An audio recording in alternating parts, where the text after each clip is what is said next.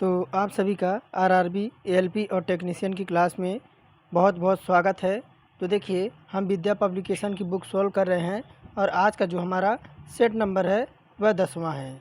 और प्रत्येक सेट में हम साइंस, जीके, रीजनिंग और मैथ से क्वेश्चन सॉल्व करते हैं और ऑल टॉपिक से इसमें आपके क्वेश्चन रहते हैं और 1 से 75 क्वेश्चन का प्रत्येक सेट रहता है। और फ्री पीडीएफ आपको मिलेगी टेलीग्राम पर। टेलीग्राम का लिंक मैं वीडियो के डिस्क्रिप्शन में दे दूंगा, आप वहां से जुड़ जाइए और फ्री पीडीएफ का लाभ उठाइए।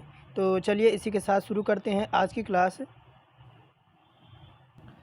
तो आगे बढ़ने से पहले अगर आप इम्पोर्टेंट सूचना उन विद्यार्थियों के लिए जो आरआरबी एनटीपीसी की तैयारी कर रहे हैं, चक्षु प्रकाशन आपके लिए लेकर आया है एनटीपीसी के लिए बेस्ट बुक, जिसमें आप यहाँ देख सकते हैं कि आपका रीजनिंग के लिए 6000 प्लस आपके टीसीएस एमसीक्यू मिल जाएंगे और वह भी आपको चैप्टर वाइज और सोल्ड पेपर इसके साथ आपको मिल जाएगा। और यहाँ पे आपको आप देख पा रहे होंगे मैथ के भी आपको 6000 प्लस आपके टीसीएस एमसीक्यू मिल जाएंगे चैप्टर वाइज, और सोल्ड पेपर इसमें भी मिलेंगे आपके जो है प्रीवियस ईयर के। और 6900 प्लस आपको टीसीएस एमसीक्यू रेलवे सामान्य अध्ययन का मिल जाएगा, वह भी आपको चैप्टर वाइज। और आगे यहाँ देखिए आप, और यहाँ आपको प्रारंभिक भर्ती परीक्षा 2025 के लिए स्टडी गाइड बुक है आपकी आरआरबी एनटीपीसी के लिए। और आप देखिए इस टाइम आप देख पा रहे होंगे 21 तारीख के आपका 10+2 लेवल का जो आपका आरआरबी एनटीपीसी का है उसके लिए भी इसमें आपका बुक है। और इसमें आपको देखिए यहाँ पे आप देख पा रहे होंगे कि इसके आपके सॉल्व पेपर के साथ आपके पीवाईक्यू भी इसमें दिया हुआ है। और इसको आप देखिए, इसको आप आसानी से यह आपको उपलब्ध मिलेगा फ्लिपकार्ट और अमेज़ॉन, स्नैपडील और मीशो पर यह आपको आसानी से उपलब्ध मिलेगा।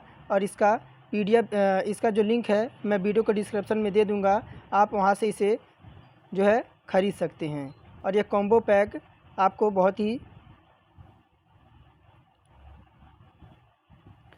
तो सेट नंबर हमारा आज का 10वां है और साइंस से हम शुरुआत करेंगे। और कॉपी कलम लेकर बैठ जाइए और कमेंट में बताइए कि आपका क्या स्कोर रहा। तो चलिए पहले क्वेश्चन से शुरू करते हैं। और पहला क्वेश्चन ये पूछ रहा है कि विद्युत धारा का एसआई मात्रक क्या होता है। तो विद्युत धारा का एसआई मात्रक क्या होता है यह पूछ रहा है। तो विद्युत धारा का एसआई मात्रक एम्पियर होता है। क्या होता है? तो विद्युत धारा का एसआई मात्रक एम्पियर होता है। और आवेश का मात्रक क्या होता है? देखिए आवेश, देखिए कूलाम दे रखा है ना, कूलाम दे रखा है, यह किसका मात्रक होता है? तो यह आवेश का मात्रक होता है। किसका? कूलाम दे रखा है ना, एक मिनट, यह किसका मात्रक होता है? तो आवेश का मात्रक होता है।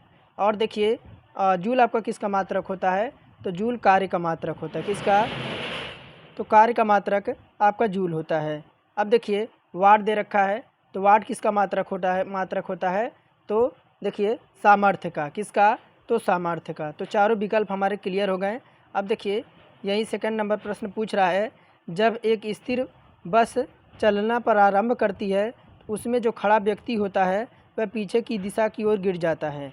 निम्नलिखित में से कौन सा नियम इस परिस्थिति की व्याख्या करता है? तो न्यूटन का यह नियम है, और न्यूटन का जो यह नियम है यह प्रथम नियम है। देखिए न्यूटन ने गति के विषयक 3 नियम प्रतिपादित किए हैं, जिसमें पहले नियम के अनुसार कोई व्यक्ति या वस्तु अपनी गति अथवा अवस्था विरामावस्था को बनाए रखने के लिए प्रयास करती है। इसे जड़त्व का नियम भी कहा जाता है। तो विकल्प हमारा ए ऑप्शन करेक्ट हो जाएगा। आगे देखिए कह रहा कि जब एक कार जो है मोड़ लेती है, कहाँ पे? जब मोड़ पर एक कार जब मोड़ लेती है तो वह कौन सा बल है जो हमें बाहर की ओर धक्का देता है? तो देखिए 4 विकल्प दिख रहे हैं, तो इसका जो ऑप्शन हो जाएगा विकल्प नंबर बी हो जाएगा, अभिकेंद्रीय बल। यांत्रिक में अभिकेंद्रीय बल एक जड़त्वीय बल होता है जो वृत्तीय गति करती हुई वस्तु पर गति के पथ के केंद्र की ओर और दूर त्रिज्या की दिशा में लगता हुआ प्रतीत होता है। वास्तव में यह कल्पित बल होता है जिसे वास्तविक नहीं होता है। इसलिए जब कार आपकी मोड़ी जाती है तो बाहर की ओर धक्का लगता है। चौथा नंबर प्रश्न कह रहा कि घन वस्तु में ऊष्मा चालन की दर डैश डैश पर निर्भर करती है। तो 4 विकल्प कह रहा है कि सामग्री की घनता, सामग्री की आयाम और घर्षण और इलेक्ट्रॉनिक विन्यास। तो घन वस्तु में ऊष्मा चालन की दर किस पर निर्भर करती है? तो देखिए यह घर्षण पर। किसके? तो घर्षण पर। घन वस्तु में ऊष्मा चालन की दर घर्षण पर निर्भर करती है, बल्कि ऊष्मा एक प्रकार की ऊर्जा होती है जो दो वस्तुओं के बीच उसके तापांतर के कारण एक वस्तु से दूसरी वस्तु में हस्तांतरित होती है। विकल्प सी ऑप्शन हमारा करेक्ट हो जाएगा चौथे का। आगे देखिए 5वां नंबर कह रहा है कि जब जिस तापमान पर तरल अपनी तरल अवस्था से ठोस अवस्था में परावर्तित हो जाता है तो उसे क्या कहा जाता है? तो उसे क्या कहा जाता है? तो विकल्प बी ऑप्शन हो जाएगा हमारा हिमांक बिंदु कहते हैं। निश्चित ताप पर द्रव का ठोस में बदलना हिमीकरण कहलाता है और इस निश्चित ताप को द्रव का हिमांक कहते हैं। गलनांक एवं हिमांक बराबर होते हैं जो पदार्थ ठोस से द्रव में बदलने पर अब सिकुड़ जाते हैं। विकल्प बी ऑप्शन करेक्ट हो जाएगा। यही देखिए 6 नंबर पूछ रहा है अल्ट्रासैनिक तरंगों की आवृत्ति कितनी होती है? तो अल्ट्रासैनिक तरंगों की आवृत्ति कितनी होती है? तो 6 का ऑप्शन नंबर सी हो जाएगा आपका 20 किलोहर्ट्ज़ से ज़्यादा, यानी 20 से ऊपर होता है। कि अल्ट्रासैनिक तरंगे आखिर होती क्या है? देखिए यानी परासर्व तरंगे जिसे कहते हैं, और यह 20 किलोहर्ट्ज़ से आवृत्ति से ऊपर की तरंगों को कहा जाता है। मनुष्य के कान इसे नहीं सुन सकते हैं। कौन से? तो हम मानव इसे नहीं सुन सकते हैं, परंतु कुछ जानवर होते हैं जैसे बिल्ली हो गया, कौन? तो कैट हो गई, और आपके चमगादड़ हो गए और चमगादड़ आदि हो गए, यह सब सुन सकते हैं परासर्व तरंगे। और अल्ट्रासैनिक तरंगों का प्रयोग कहाँ किया जाता है? तो देखिए गठिया रोग के उपचार एवं मस्तिष्क के ट्यूमर का पता लगाने में, और दूध के अंदर हानिकारक जीवाणुओं को नष्ट करने में, समुद्र की गहराई का पता लगाने में, और कीमती कपड़ों, वायुयान तथा घड़ियों के पुर्जों को साफ करने में, और कारखानों की चिमनियों से कालिख हटाने में, और संकेतन भेजने में अल्ट्रासैनिक तरंगों की प्रयोग की जाती है। आगे देखिए 7वां नंबर कह रहा कि एक समतल दर्पण द्वारा बनाई गई छवि हमेशा कैसी होती है? तो एक समतल दर्पण द्वारा बनाई गई छवि हमेशा कैसी होती है? तो यह देखिए आभासी और सीधी होती है। एक और पॉलिश की गई कांच का समतल प्लेट समतल दर्पण कहलाती है। समतल दर्पण से बनने वाला प्रतिबिंब आपका आभासी और सीधा होता है। ऐसा क्यों होता है? क्योंकि परावर्तित किरणें किसी एक बिंदु पर नहीं मिलती हैं और यह प्रतिबिंब से झुकती हैं, यानी डाइवर्ज होती हुई प्रतीत होती हैं। इसलिए यह किरणें किसी पर्दे पर वस्तु के वास्तविक प्रतिबिंब का निर्माण नहीं कर सकती हैं। 8वां नंबर कह रहा कि रंग का विचलन कोण सबसे कम किसका होता है? तो कौन से रंग का विचलन कोण सबसे कम होता है? तो यह होता है रेड का, यानी लाल का। लाल रंग का विचलन कोण सबसे कम होता है। लाल रंग को रक्त वर्ण भी कहा जाता है। इसका तरंग दैर्घ्य कितना होता है? तो इसका तरंग दैर्घ्य होता है 625 से 740 nm होता है। कितना? 740 nm होता है। अब देखिए 9 नंबर प्रश्न क्या कह रहा है? कह रहा विभवांतर अगर 40 वोल्ट दे रखा है और 0 कूलाम के एक आवेश को प्रेषित करने के लिए किया गया कार्य पूछ रहा है। क्या पूछ रहा है? यानी W आपसे पूछ रहा है, किया गया कार्य पूछ रहा है। तो मैं प्रश्न को थोड़ा छोटा करता हूँ, फिर मैं बताता हूँ। देखिए V बराबर कितना दे रखा है? देखिए V बराबर कितना दे रखा है? तो 40 दे रखा है। V बराबर 40 दे रखा है। क्यों? यानी आवेश कितना दे रखा है आपका? 0.5 कूलाम दे रखा है। और यहीं देखिए W बराबर होता क्या है? तो W बराबर होता है V इंटू में आपका Q होता है। V इंटू Q होता है। अब देखिए W बराबर V का मान है 40 और यहीं Q का मान कितना है? तो 0.5 है। कितना है? तो 0.5 है। अब देखिए यह कितना हो जाएगा? तो 4 × 20 हो जाएगा। कितना हो जाएगा? 20 जूल आ जाएगा। 20 जूल। देखिए विकल्प ऑप्शन नंबर पहला ही करेक्ट हो जाएगा। 10वां नंबर प्रश्न कह रहा कि एक कंडक्टर का प्रतिरोध सीधे अनुपातिक है। तो कह रहा कि पार अनुभाग का क्षेत्रफल, विद्युत प्रभाव, कूलाम और लंबाई। तो 4 विकल्प दे रखा है। कह रहा कि एक कंडक्टर का प्रतिरोध सीधे अनुपातिक है। किसके? तो देखिए 10वें का ऑप्शन नंबर डी हो जाएगा लंबाई के। किसके? तो लंबाई के। और देखिए 11 नंबर प्रश्न कह रहा है कि अभिलाक्षणिक गैस यानी समीकरण पीवी बराबर आपका एनआरटी किस गैस के लिए सही प्रकार से लागू होता है। तो 4 विकल्प दे रखा है आपके और पूछ रहा है कि आपका जो है अभिलाक्षणिक गैस समीकरण जो है यानी पी बराबर आपका एनआरटी किस गैस से सही प्रकार से लागू होता है, यानी यह नियम किस पर लागू होता है। तो 4 ऑप्शन आपको दिख रहे हैं। तो यह जो आपका है आदर्श गैस है। क्या है? आदर्श गैस है। अभिलक्षणिक गैस आदर्श गैस के ये स्थिर द्रव्यमान के लिए आपका होता है। जब बायल एवं चार्ल्स के नियम को संयुक्त करते हैं तो गैस समीकरण का नियम बदलती है। आगे देखिए 12 नंबर प्रश्न क्या कह रहा है।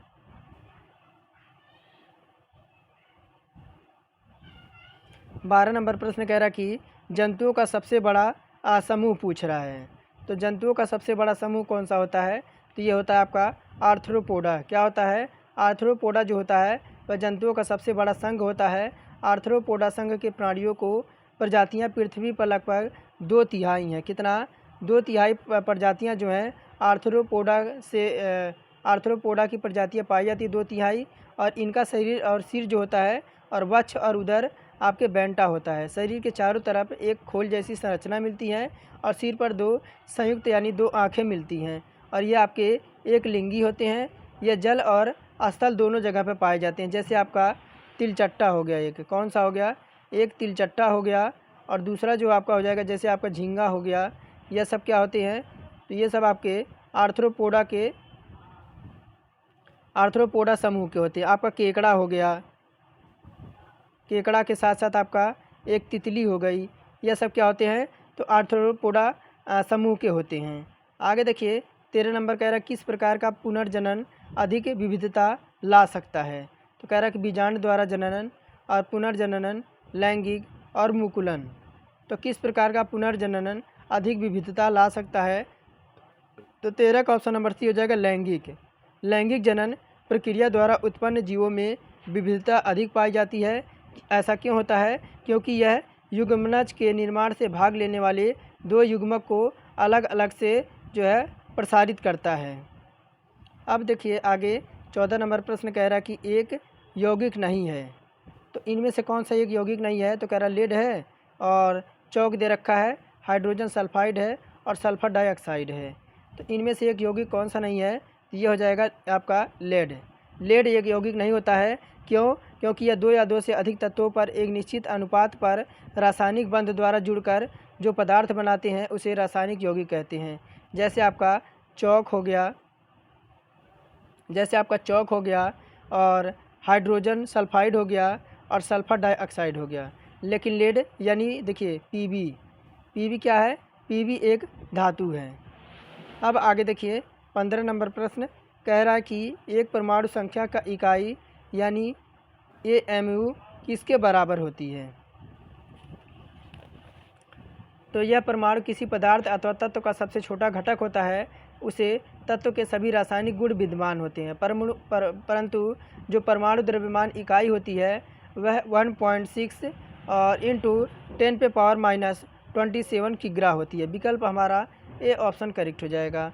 16 नंबर कह रहा कि क्वथनन जल रिएक्टर दाब जल रिएक्टर के प्रकार हैं। तो कह रहा सौर रिएक्टर और ओटेक, परमाणु रिएक्टर और बायोगैस रिएक्टर। तो क्वथनन जो जल रिएक्टर है वह दाब जल रिएक्टर किस प्रकार के होते हैं? तो 16 का ऑप्शन नंबर सी हो जाएगा परमाणु रिएक्टर। देखिए क्वथनन जल रिएक्टर विद्युत ऊर्जा उत्पन्न करने के लिए प्रयुक्त एक प्रकार का नाभिकीय रिएक्टर है। इसमें शीतलक के रूप में सामान्य जल प्रयुक्त होता है, जबकि दाब जो है वह जल रिएक्टर में विमंदक और शीतलक के रूप में भारी जल का उपयोग किया जाता है। अब भारी जल का सूत्र क्या होता है? तो D2O होता है। आगे देखिए 17 नंबर कह रहा है कि किसी विलयन में भिन्न हाइड्रोजन आयन सांद्रता की स्थिति में कौन सा सूचक भिन्न दर्शाता है? कह रहा क्या इओजीन है, यूनिवर्सल है, फिनाल्फिथलीन है और आपके घ्राण सूचक है। तो 17 का ऑप्शन नंबर बी हो जाएगा यूनिवर्सल हो जाएगा। किसी विलयन में भिन्न हाइड्रोजन आयन सांद्रता की स्थिति में यूनिवर्सल सूचक भिन्न रंग दर्शाता है। आगे देखिए, कह रहा पानी में हाइड्रोजन तथा ऑक्सीजन के द्रव्यमान के अनुपात कितने उपस्थित होते हैं। यह जो उपस्थित होते हैं 18 का ऑप्शन नंबर बी हो जाएगा, 1.8 के रूप में यह उपस्थित होते हैं। कह रहा एक रेडियोधर्मी पदार्थ की औसत आयु होती है। तो एक रेडियोधर्मी पदार्थ की औसत आयु क्या होती है, तो ऑप्शन नंबर बी हो जाएगा, विघटन स्थिरांक के व्युत्क्रमानुपाती। किसके, तो किसी रेडियोधर्मी पदार्थ की औसत आयु विघटन स्थिरांक के व्युत्क्रमानुपाती होता है। कह रहा कि नाभिकीय रिएक्टर में नियंत्रक छड़ें बनी होती हैं। तो नाभिकीय जो रिएक्टर होता है उसमें नियंत्रक छड़ें किसकी बनी होती हैं, तो 20 का ऑप्शन नंबर ए हो जाएगा, कैडमियम की। किसी भी नाभिकीय रिएक्टर में नियंत्रक जो छड़ें होती हैं वह कैडमियम की बनी होती हैं। यह छड़ें न्यूट्रॉन अवशोषक का कार्य करती हैं, क्योंकि इनके द्वारा विखंडन प्रक्रिया के दर पर नियंत्रण रखा जाता है। अब देखिए, अब आपका जीएस का प्रश्न आ गया। पहला प्रश्न कह रहा है कि क्या कह रहा है कि संसद में क्या सम्मिलित है। तो संसद में क्या सम्मिलित होता है, तो संसद में देखिए राष्ट्रपति और संसद के दोनों सदन। देखिए, भारतीय संविधान के अनुच्छेद यानी आर्टिकल 79 के तहत भारतीय संसद का गठन उल्लेख किया गया है। इनके अनुसार भारतीय संघ के लिए संसद होगा जो राष्ट्रपति और संसद दोनों सदनों में मिलकर बनेगी, जिसके नाम राज्यसभा और लोकसभा होगा। कह रहा भारत में सर्वप्रथम सांकेतिक मुद्रा का प्रचलन किसने किया था। तो कह रहा कि अकबर ने और अलाउद्दीन खिलजी ने, बहलोल लोदी ने और मोहम्मद बिन तुगलक ने। तो भारत में सर्वप्रथम सांकेतिक मुद्रा का प्रचलन किसने किया था, तो डी ऑप्शन हो जाएगा, मोहम्मद बिन तुगलक ने। कब किया था, तो देखिए 1325 से 1351 के बीच इसका शासन था। और इस सुल्तान ने 1930 में सांकेतिक, देखिए जो स्थापना जो सिक्के बनाए थे तो 1330 में सांकेतिक तांबे से मिश्रित कांसे के सिक्के जारी किए थे। परंतु लोग जो थे इस नए सामग्री को उन्हें समझ नहीं आया और लोगों ने जाली सिक्के बनाना शुरू कर दिया। अब देखिए 23 नंबर प्रश्न पूछ रहा, निम्नलिखित में से किस राज्य में तांबे का सबसे अधिक भंडार होता है। तो देखिए अगर बात करें तो राजस्थान जो होता है वह पहले नंबर पे आता है। कौन सा, तो राजस्थान जो होता है वह पहले नंबर पे आता है। और देखिए राजस्थान, और उसके बाद कौन सा होता है दूसरा, तो दूसरा जो है वह एमपी यानी मध्य प्रदेश है। और तीसरा कौन सा है, तो तीसरा देखिए तीसरा झारखंड है। कौन सा है, तो तीसरा झारखंड है। आगे बढ़ते हैं 24 नंबर प्रश्न की ओर। तो देखिए 24 नंबर कह रहा कि पेट्रोलियम का सबसे बड़ा भंडार कहाँ पाया जाता है। तो पेट्रोलियम का सबसे बड़ा भंडार पाया जाता है, तो देखिए यह जो पाया जाता है सऊदी अरब में। पेट्रोलियम का सबसे बड़ा भंडार सऊदी अरब में पाया जाता है। कच्चे तेल की संचित भंडार की दृष्टि से 6 देशों को अगर बात करें तो सबसे पहले सऊदी अरब है। कौन है, सबसे पहले सऊदी अरब है। उसके बाद देखिए सबसे पहले सऊदी अरब है, और दूसरे पे बात करें कौन है, तो दूसरे पे ईरान है। और तीसरे की बात करें तो इसी के साथ इराक लगता है। और चौथा कौन है, तो कुवैत है। अब देखिए यही कह रहा कि 25 नंबर प्रश्न कि निम्नलिखित में से कौन सा राष्ट्रीयकृत बैंक नहीं है। तो राष्ट्रीयकृत बैंक कौन सा नहीं है, तो देखिए ICICI बैंक, देखिए bank of Baroda, Canara bank, Punjab national bank और आधी राष्ट्रीयकृत बैंक है। तथा जो आपका ICICI बैंक दे रखा है वह निजी क्षेत्रों का बैंक है, और यह बैंक निजी क्षेत्रों का सबसे बड़ा बैंक है। और देखिए 26 नंबर पर कह रहा है कि वेलकम टू पैराडाइज नामक पुस्तक किसके द्वारा लिखी गई है। तो यह लिखा गया है ट्विंकल खन्ना के द्वारा। आगे देखिए 27 नंबर प्रश्न कह रहा है कि भारतीय वायुसेना ने सबसे लंबी दूरी हवा से लॉन्च की जाने वाली किस मिसाइल का सफल परीक्षण अक्टूबर 2023 में किया है। ये क्या है, तो ब्रह्मोस है। क्या है, देखिए भारतीय सेना ने लंबी दूरी की हवा से लॉन्च की जाने वाली ब्रह्मोस क्रूज मिसाइल का सफलपूर्वक परीक्षण किया है, और यह परीक्षण पश्चिम बंगाल की खाड़ी में किया गया है। इस मिसाइल का जो परीक्षण किया गया है वो फाइटर जेट से किसी फाइटर जेट से किया गया है। यह मिसाइल लंबी दूरी पर दुश्मनों के ठिकानों को पूरी तरह से नष्ट कर देती है। 28 नंबर कह रहा किस देश के शासक शेख नवाफ अल अहमद अल सबा का 16 दिसंबर 2023 का निधन हो गया था। तो कहाँ के थे ये? तो कुवैत के थे। आगे देखिए, कह रहा कि निम्नलिखित में से किस लेखक को उनकी पुस्तक परफेक्ट सॉन्ग के लिए बुकर पुरस्कार 2023 से सम्मानित किया गया है? तो यह है आपके पॉल लिंच। कौन है? तो पॉल लिंच हैं। कह रहा प्रधानमंत्री नरेंद्र मोदी ने किस स्थान पर अटल बिहारी वाजपेयी सवेरी नहवा सेवा अटल सेतु का उद्घाटन 12 जनवरी 2024 को किया है? तो यह पे है कहाँ पे? मुंबई पर। देखिए, प्रधानमंत्री नरेंद्र मोदी ने नवी मुंबई में अटल बिहारी वाजपेयी सेतु सवेरी नहवा सेवा अटल सेतु का उद्घाटन किया है और इस सेतु का निर्माण लगभग 17,840 करोड़ की लागत से किया गया है।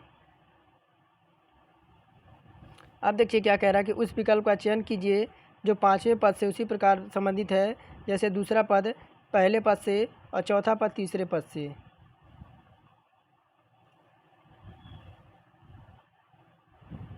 तो क्या दे रखा? फ्लोवर से दे रखा है। तो देखिए क्या है, देखिए ये है एफ है और क्या है? तो एल है, उसके बाद ओ है। एफ है, एल है, उसके बाद ओ है, फिर क्या है? तो देखिए डब्लू है, उसके बाद ई है और आर है, उसके बाद एस है। तो अब देखिए हुआ क्या है, ये देखिए मैं थोड़ा सा कलर चेंज करके बताऊं। ऐप को देखिए यहाँ उठा के कर दिया है और एल आपका सेम ऐसे ही रहेगा, वो आपका उठ के यहाँ आ जाएगा। अब देखिए डब्लू है ना, ये डब्लू है, डब्लू आपका उठ के ऐसा सीधा सीधा रहेगा। एस आपका इधर आ जाएगा और ई आपका इधर हो जाएगा और आर जो है आपका ऐसे हो जाएगा। तो देखिए आपका इतना तो यहाँ पे दे रखा है। अब किसका पूछ रहा है? इम्पोर्ट्स का पूछ रहा है। देखिए आई और M P O R T और एस, इम्पोर्ट्स का पूछ रहा था ना। तो देखिए इम्पोर्ट्स का क्या हो जाएगा? तो देखिए आई को हम यहाँ उठा के रख देंगे, आई यहाँ हो जाएगी, एम आपका सेम ऐसे ही रहेगा और पी देखिए पी को उठाकर यहाँ कर देते हैं। अब देखिए ओ आपका भी ओ ऐसे ही रहेगा, एस का इधर ले आएंगे, आर को इधर ले आएंगे और टी आपका इधर हो जाएगा। तो पी एम आई ओ एस टी आर। देखिए विकल्प नंबर सी ऑप्शन हमारा बिल्कुल करेक्ट हो जाएगा।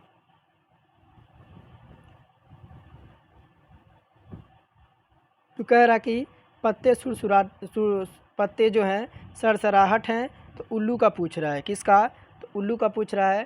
तो देखिए 32 नंबर प्रश्न में पत्तियां अगर हिलती हैं तो उनसे जो आवाज़ आती है वह सरसराहट की आवाज़ आती है। उसी प्रकार जब उल्लू बोलता है तो कैसी आवाज़ होती है? तो हुट की आवाज़ होती है। विकल्प नंबर सी ऑप्शन करेक्ट हो जाएगा।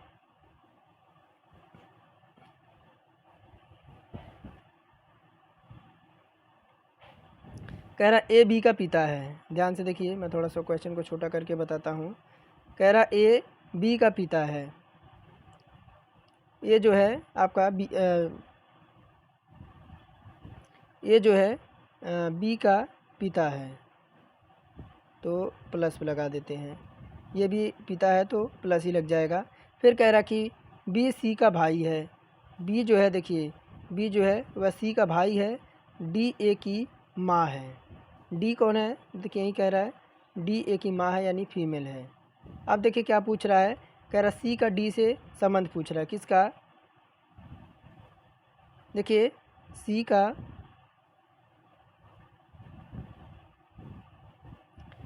का डी से संबंध पूछ रहा है। तो देखिए यह इसका पुत्र हो गया, ये फिर ये इसका पुत्र हो गया। और बात करें, देखिए यह पिता हो जाएगा और पिता के ऊपर कौन हो जाएगा? तो देखिए अगर डी से देखें इसका तो ये क्या हो जाएगा? तो देखिए पुत्र या पुत्री हो जाएगी। विकल्प हमारा डी ऑप्शन करेक्ट हो जाएगा।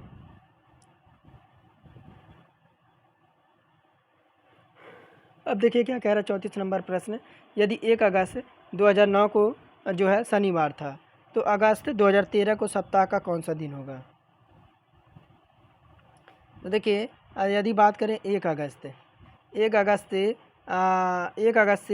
2000, अगर एक देखिए 1 अगस्त से अगर हम 2019 तक देखें, 2009 तक पूछ रहे हैं ना, 2009 तक देखें तो हम विषम दिनों की संख्या और कितना, तो 1 अगस्त 2023 तक, 2023 तक विषम दिनों की संख्या देखें तो देखिए आपका 10 में आपका 1 हो जाएगा, फिर आपका उसके बाद देखिए 10 का हो जाएगा, फिर आपका 11 में 1 हो जाएगा, फिर आपका क्या देखिए आपका जो 12 है आपका 2012 पड़ेगा, वह लीप वर्ष होगा, तो आपका 2 इसमें जुड़ जाएगा, और उसके बाद क्या हो जाएगा, उसके बाद सीधे आपका क्या आ जाएगा 2013 में आपका 1 हो जाएगा। टोटल कितने हो जाएंगे ओड डेज, तो 5 ओड डेज आ गए। अब श्री क्या करना है, अब देखिए कह रहा शनिवार था ना, सैटरडे में ही देखिए सैटरडे में ही हम 5 दिन ऐड कर देंगे, 5 दिन ऐड कर देंगे तो क्या आ जाएगा, तो गुरुवार आ जाएगा। गुरुवार विकल्प बी ऑप्शन करेक्ट हो जाएगा।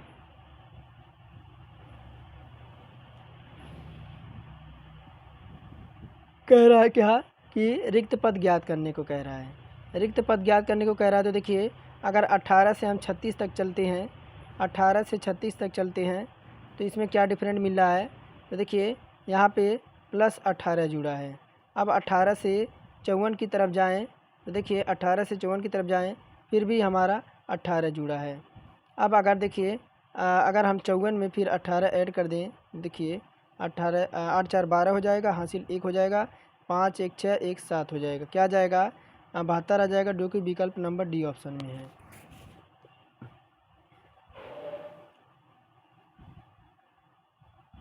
कह रहा किसी निश्चित कूट भाषा में आई एस को इतना लिखा जाता है, किसका, तो देखिए आई है, आई की प्लेस वैल्यू हमारी 9 होती है, और एस की जो प्लेस वैल्यू होती है, एस की प्लेस वैल्यू 19 होती है। तो अब देखिए इसमें हो क्या रहा है, तो देखिए 19 नवा कितना होता है, देखिए यहीं पे इनको मल्टीप्लाई करा देते हैं, तो 19 नवा कितना होता है, 171 होता है। अब 171 में क्या करेंगे, 2 बस माइनस कर देंगे तो 169 हमें प्राप्त हो जाएगा। ये तो आई एस का हो गया। अब किसका देखेंगे, तो अब देखते हैं हम ए एम का। ए एम की बात करें तो ए आपका 1 पे और एम जो होता है आपका 13 पे होता है। ये कितना हो जाएगा, 13 आ जाएगा, अब -2 कर देंगे तो 11 आ जाएगा। अब देखिए 2 आपके जो हैं क्लियर हो गए। अब तीसरे की ओर बढ़ते हैं। तीसरा आई एन का पूछ रहा है, आई और एन का। आई का देखिए 9 होता है और एन का 14 होता है। देखिए 14 9 कितना हो जाएगा,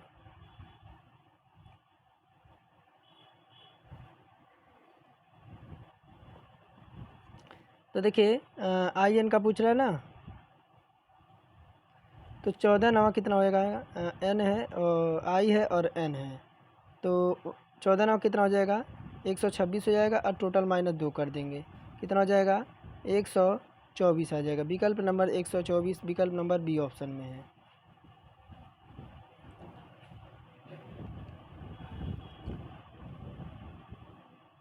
तो अब देखिए आगे बढ़ते हैं। तो देखिए क्या कह रहा है, कह रहा रीता एक बिंदु से दक्षिण की ओर 35 किलोमीटर चलती है। एक बिंदु से जो है दक्षिण की ओर 35 किलोमीटर चलती है।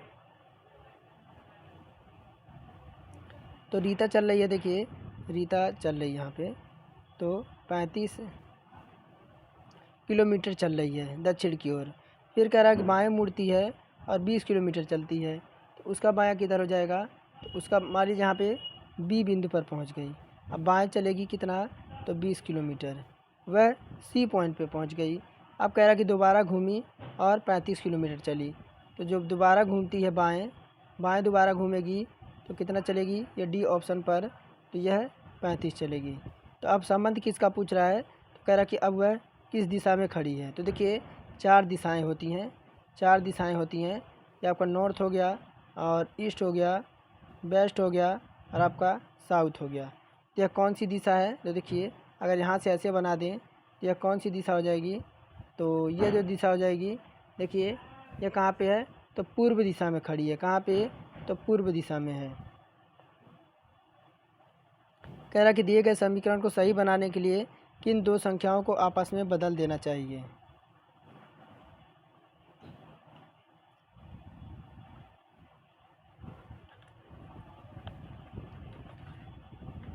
तो देखिए यहाँ हम चलते हैं विकल्प नंबर डी से। किससे? तो 36 और 14 लगा देते हैं, 36 और 14 रख देते हैं। तो देखिए 36 और 14 रखेंगे तो क्या हो जाएगा? तो सबसे पहले हमारा हो जाएगा 36 हो जाएगा, और गुणे क्या हो जाएगा? पहले ही हम बदल देते हैं। तो देखिए 18 की जगह 36 की जगह कर देंगे 18। क्या कर देंगे? 36 की जगह क्या करेंगे?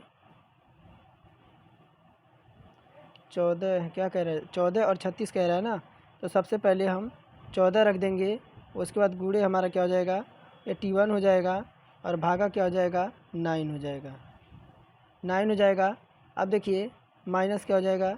माइनस हो जाएगा 88 भागा आपका 4 हो जाएगा। ये ब्रैकेट बंद कर देंगे। अब प्लस का कितना हो जाएगा? प्लस का 36, और कोष्टक में आपका हो जाएगा 22, और प्लस का 7 बराबर क्या हो जाएगा? 169 हो जाएगा। अब 169 हो गया। तो अब देखिए 14, ये आपका 9 से आप 81 आपका 9 से कट जाएगा। तो देखिए क्या आ जाएगा? 14 गुणे आपका 9 हो जाएगा, माइनस का 22 हो जाएगा, और प्लस लगा देंगे। 22 और 7 जुड़ेगा तो कितना हो जाएगा? तो 22 7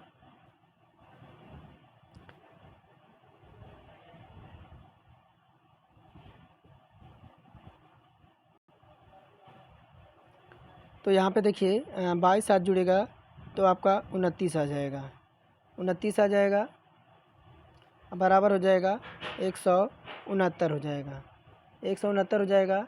अब देखिए क्या हो जाएगा? 14 नवा कितना हो जाएगा? 126 हो जाएगा, और माइनस का 22 हो जाएगा, और प्लस का कितना हो जाएगा? प्लस का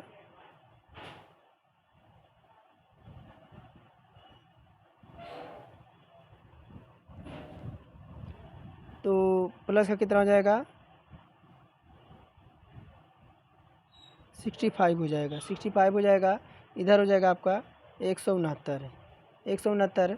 अब देखिए 126 में से 22 जाएगा तो कितना आ जाएगा? 104 आ जाएगा, 104, और 65 आपका कितना हो जाएगा? 104 में से 65 जाएगा तो 100 प्लस होगा या जाएगा? देखिए प्लस होगा, प्लस होगा तो आपका हो जाएगा कितना? 169 बराबर 169। तो विकल्प हम डी ऑप्शन लगाने से हमारा उत्तर आया है। तो एक पिता की वर्तमान आयु उसके 4 बच्चों की आयु के योगफल के बराबर है। 10 वर्षों के बाद बच्चे की आयु का योगफल पिता की आयु का 1/6 गुना होगा, 1.6 गुना होगा। पिता की वर्तमान आयु पूछ रहा है। देखिए पिता की वर्तमान आयु पूछ रहा है, तो मान लेंगे वर्तमान की जो उम्र होगी पिता की वह x हो जाएगी। तो चारों बच्चों को देखिए 4 बच्चे हो जाएंगे, ए बी और सी और डी हो जाएंगे। ये चारों बच्चे हो जाएंगे तो x बराबर क्या हो जाएगा? x बराबर हो जाएगा ए बी सी और डी। अब देखिए 10 वर्षों के बाद, अगर 10 वर्षों के बाद देखें तो 10 वर्षों के बाद क्या हो जाएगा? ये हो जाएगा 1.6 और x प्लस का 10, x प्लस का 10 अब बराबर हो जाएगा आपके, ये चारों हो जाएंगे ए और बी सी डी। ये हो जाएगा 1.6 और प्लस का हो जाएगा 16, और x बराबर हो जाएगा 40। तो देखिए 0.6 और बराबर हो जाएगा आपका 24। तो देखिए 24 का जब 0.6 से मल्टीप्लाई होगा तो कितना हो जाएगा? 40 आ जाएगा। विकल्प नंबर बी ऑप्शन करेक्ट हो जाएगा।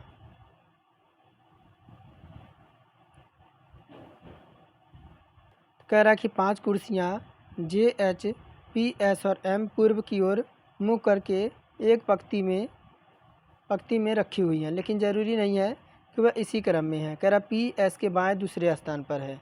तो 5 कुर्सियाँ हैं, देखिए 5 कुर्सियाँ हैं, एक हो गई, 2 3 4 और 5 कुर्सियाँ हैं। ये 5 कुर्सियाँ हैं। कह रहा पी एस के बाएं जो है दूसरे स्थान पर है, पी एस के बाएं, तो पी एस के बाएं अगर दूसरे स्थान पर है तो एस यहाँ पे हो जाएगा। अब देखिए क्या कह रहा है कि फिर जे एच के दाएं दूसरे स्थान पर है, तो जे जो है एच के दाएं जो दूसरे स्थान पर हो जाएगा। एक और कौन बचा, एक अकेला एम बचा। तो देखिए क्या क्या कह रहा है, प्रश्न में क्या कह रहा है कि जे के सही स्थान पर निम्न में से कौन सा होगा।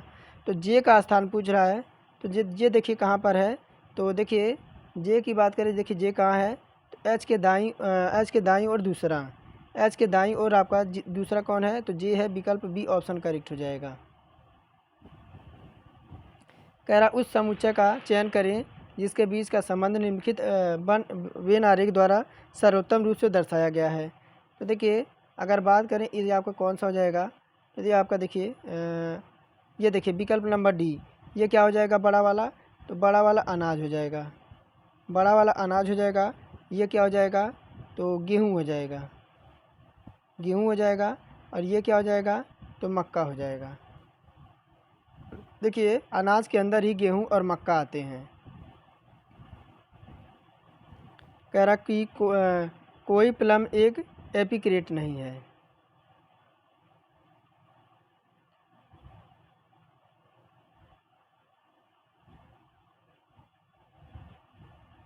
बयालीस नंबर है ना। तो क्या कह रहा कि कोई प्लम, ये क्या हो जाएगा, तो प्लम हो जाएगा, प्लम ये हो गया। कह रहा कोई प्लम जो है क्या नहीं है, तो एपिक्राट नहीं है। ये क्या हो जाएगा, ये देखिए एपिक्राट हो जाएगा, एपिक्राट हो जाएगा, एपिक्राट हो जाएगा। और कह रहा कि सभी लेमांस एपिक्राट हैं, सभी जो लेमांस है, देखिए बीच में आपका लेमांस हो जाएगा, लेमांस हो जाएगा।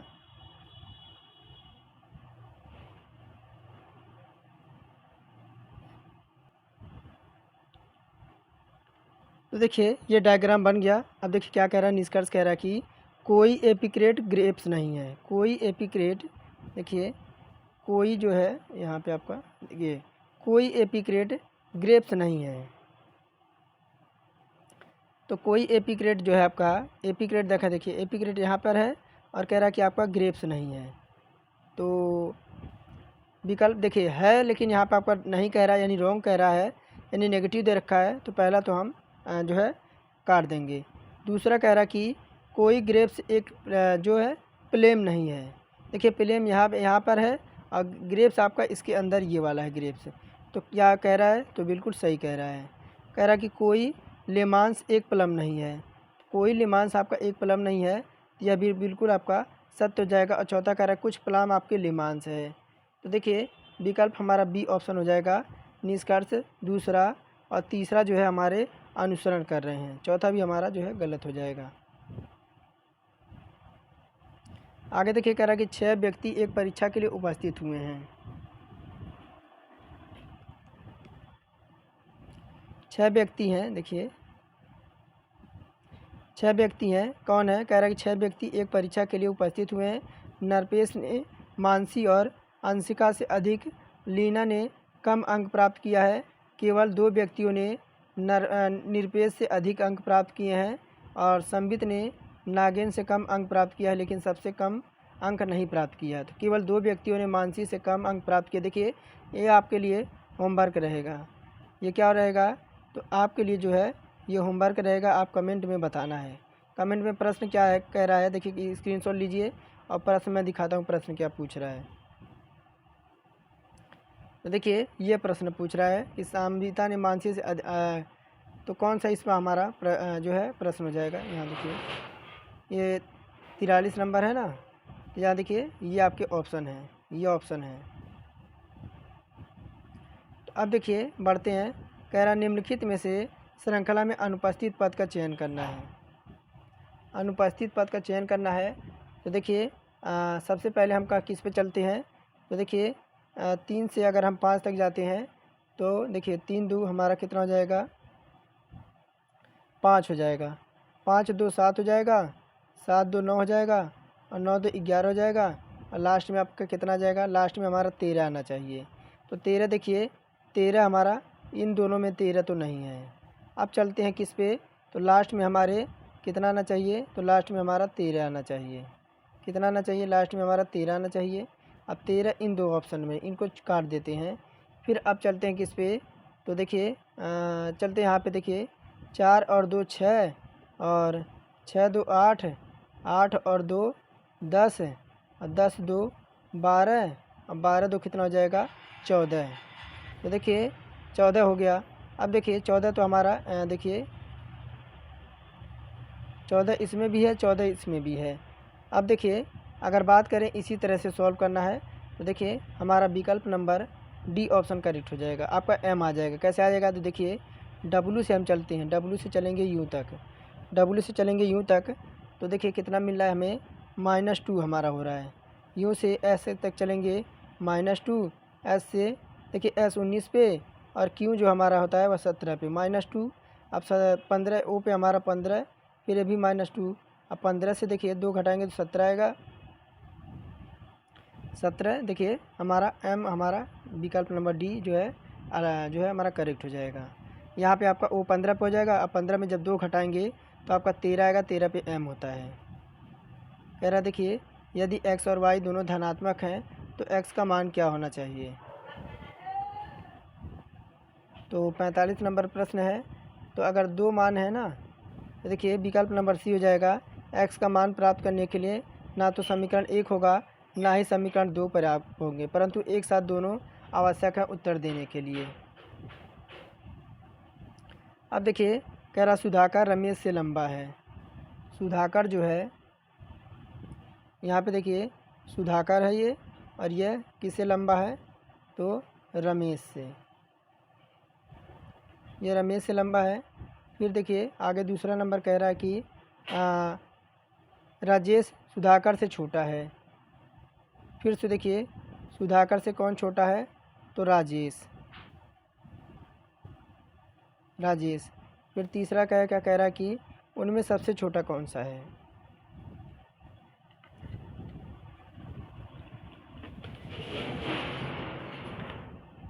तो देखिए इसमें हम डी ऑप्शन लगा देंगे, राजेश सबसे छोटा व्यक्ति नहीं है। कौन सा, तो राजेश जो है सबसे छोटा व्यक्ति नहीं है। आगे देखिए कह रहा कि कथन के द्वारा के 2 धारणाएं दी गई हैं। क्या कह रहा है, देखिए कह रहा कि निर्देशक के एक लिखित आश्वासन देने के बाद कहानी ने किसी भी ऐतिहासिक तथ्यों को विकृत नहीं किया था। फिल्म रिलीज हो गई थी। कह रहा कि फिल्म कुछ ऐतिहासिक तथ्यों पर आधारित थी। और सेकेंड कह रहा किसी विशेष समुदाय से जुड़े नेताओं ने रिलीज होने वाली फिल्म का विरोध किया। तो देखिए इसमें धारणा केवल आपकी एक निहित होगी। कौन सी, तो इसमें जो धारणा होगी वह इसमें हमारी केवल एक निहित होगी।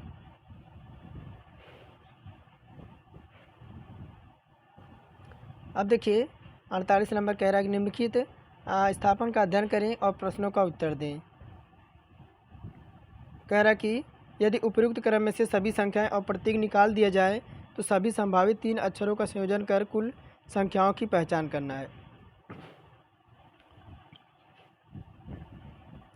तो देखिए अगर निकाल दिया जाए तो आपका कोई कितना होगा, एक तो आपका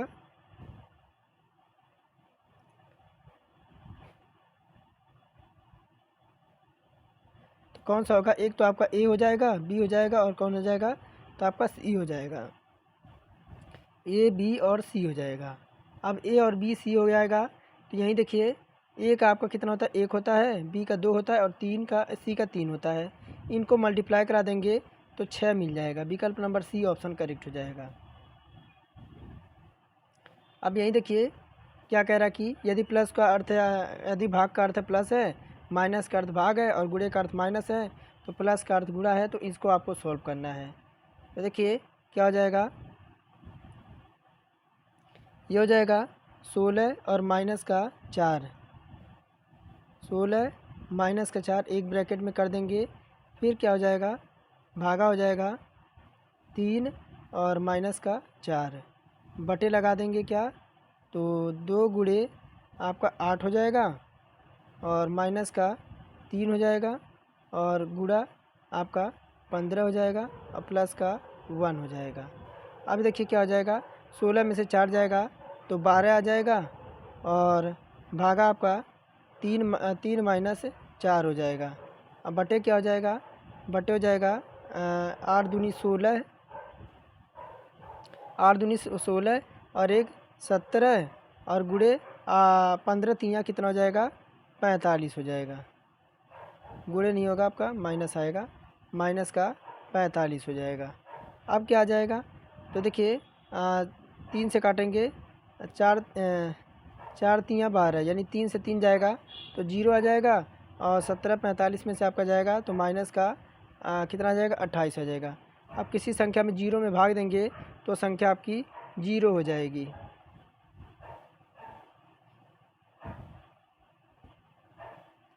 अब डायग्राम वाले क्वेश्चन है, देखिए फिगर वाले, कह रहा दिए गए वेन आरेख में एक उड़ान क्लब के सदस्यों की संख्या और विमानों के प्रकार और उनके उड़ाने का लाइसेंस उनके पास है और दिया गया है, किंतु सदस्यों के पास हवाई जहाज़ और ग्लाइडर उड़ान लाइसेंस है, केवल हेलीकॉप्टर उड़ानों का लाइसेंस बताना है।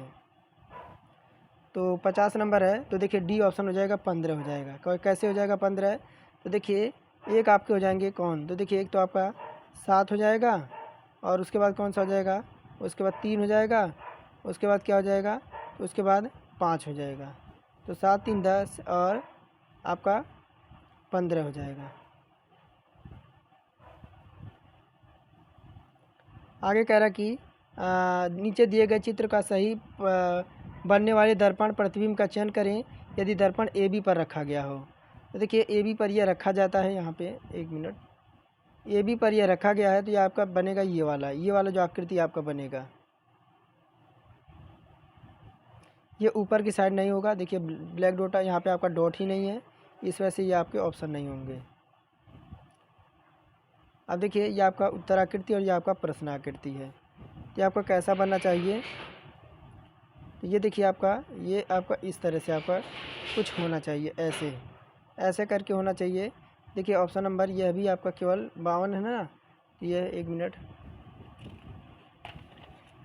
52 है, तो इसका बी ऑप्शन करेक्ट हो जाएगा, बी ऑप्शन करेक्ट होगा। कह रहा कि दी गई आकृतियों का चयन करें और जिसमें दी गई आकृति अंतर्निहित है और घुमाने की आपकी अनुमति नहीं है। तो देखिए अगर घुमाने की अनुमति नहीं है तो देखिए यहाँ पे ये वाला ऐसे करके, 1 मिनट, देखिए यहाँ से देखिए ऐसे करके यहाँ पे आया है, यहाँ पे आके ये, और ये आपका ये वाला ऑप्शन नंबर ए इसमें करेक्ट हो जाएगा। कह रहा नीचे दी गई आकृतियों में प्रश्नवाचक के स्थान पर कौन सी आकृति आएगी। तो 54 में देखिए ऑप्शन नंबर ए, ये वाला आ जाएगा, ऑप्शन नंबर ए।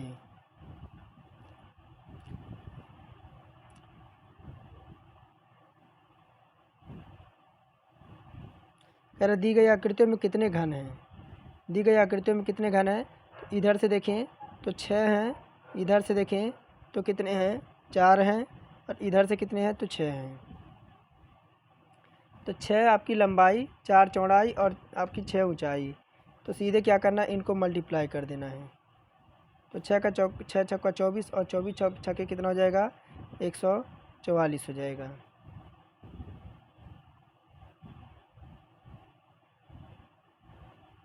कह रहा एक क्या है, कह रहा कि एक क्या है, देखिए एक जो क्या होता है, तो ये आपका परिमेय संख्याओं के गुणन के लिए आपका तत्समक रूप है। अब आपका मैथ स्टार्ट है। कह रहा किसी त्रिभुज का कोण 130 डिग्री का हो तो शीर्ष 2 कोणों का समद्विभाजक के बीच बने कोण का माप पूछ रहा है।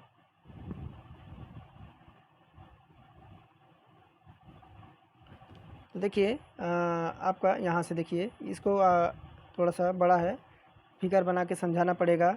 इसको आप जो है स्क्रीनशॉट लेकर लगा लीजिएगा और इसको देखते हैं। देखिए यहाँ आपका दे रखा है, ये कह रहा कि 3x और प्लस का 2y प्लस का 5z 2x + y माइनस का 8z में घटाया जाए तो प्राप्त हमें क्या होगा। देखिए यहाँ पे आपका है प्राप्त क्या होगा, यह पूछ रहा है, ये वाला प्रश्न।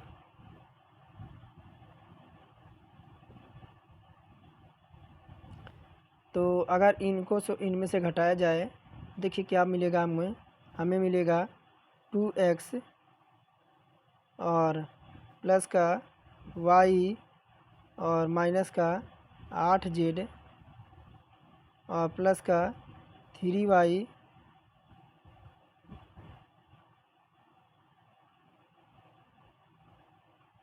प्लस 1 मिनट प्लस का 3x हो जाएगा, क्या हो जाएगा, प्लस का 3x हो जाएगा और माइनस का 2y हो जाएगा, 2y हो जाएगा और माइनस का क्या हो जाएगा 5z हो जाएगा और बराबर इधर देखिए क्या हो जाएगा, इधर आपका हो जाएगा 5x। आज मार्कर सही से चल नहीं रहा है पेन, 5x और माइनस का y और माइनस का 13z हो जाएगा। अब क्या हो जाएगा 13z आ जाएगा। देखिए विकल्प नंबर यह कहाँ पे हो जाएगा आपका 5x माइनस वाई, आपका देखिए विकल्प नंबर डी ऑप्शन करेक्ट हो जाएगा। कह रहा कि एक घनाकार चौक के डब्बे को भुजा 20 सेंटीमीटर, एक घनाकार चौक की बीमाएँ 1 सेंटीमीटर, 2 सेंटीमीटर, 10 सेंटीमीटर, डिब्बे में कितनी चाक आ सकती है। कुछ नहीं करना है, देखिए 20 है, 20 है, 20 है और नीचे क्या है 1 है, 2 हैं और क्या है तो 10 हैं। तो देखिए आपका कितना हो जाएगा, ये आपका हो जाएगा 20, 20 दूना 40, 20 यहाँ ये आपका हो जाएगा और नीचे आपका तो 10 दूना कितना हो जाएगा 20 हो जाएगा, 10 दूना 20 हो जाएगा तो कितना आ जाएगा आपका 400 आ जाएगा, कितना आ जाएगा 400 आ जाएगा। विकल्प नंबर सी ऑप्शन करेक्ट हो जाएगा। कह रहा दो संख्याओं का योग 9 है, एक संख्या -15 है तो दूसरी संख्या क्या होगी।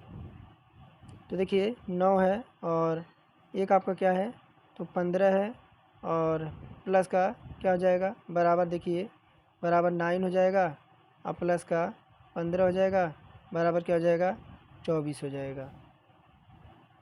विकल्प नंबर सी ऑप्शन करेक्ट हो जाएगा।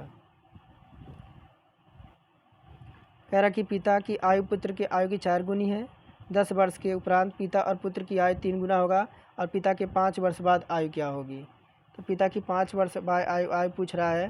तो देखिए 61 नंबर है ना, तो पिता की आयु मान लेंगे यानी फादर की जो आयु हो जाएगी, फादर की आयु x हो जाएगी और जो पिता की पुत्र की आयु x मान लेंगे, कौन की पुत्र की यानी जो सन होगा उसकी आयु क्या हो जाएगी तो x हो जाएगी और यही पिता की क्या हो जाएगी तो फादर की जो हो जाएगी वह आपकी 4x हो जाएगी, 4 गुना हो जाएगी ना। अब देखिए प्रश्नानुसार देखेंगे तो 4x और प्लस का 10 वर्ष हो रहा है ना यहाँ पे, प्लस का 10 और बराबर में क्या हो जाएगा, बराबर में देखिए बराबर में इधर देखिए बराबर में हो जाएगा 3 और ब्रैकेट में क्या हो जाएगा x का x प्लस 10 उसके बाद क्या हो जाएगा देखिए ये हो जाएगा 4x और प्लस का 10 बराबर ये हो जाएगा बराबर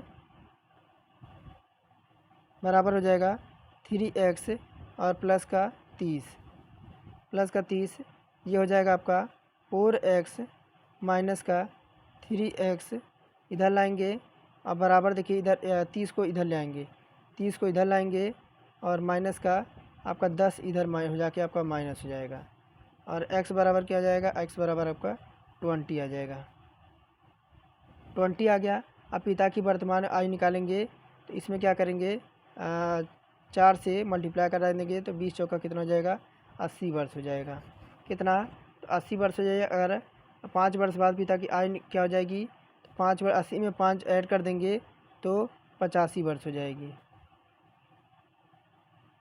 कह रहा कि 6 के 4 क्रमागत गुणजों का योग 495 में तो सबसे बड़ा गुणज क्या होगा।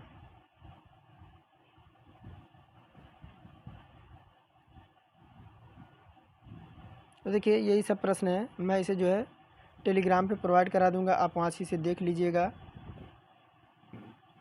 क्योंकि आपका देखिए 75 नंबर प्रश्न देखिए क्या कह रहा है, कह रहा दी गई तालिका के साथ दुकान द्वारा बेची गई पुस्तकों की संख्या है।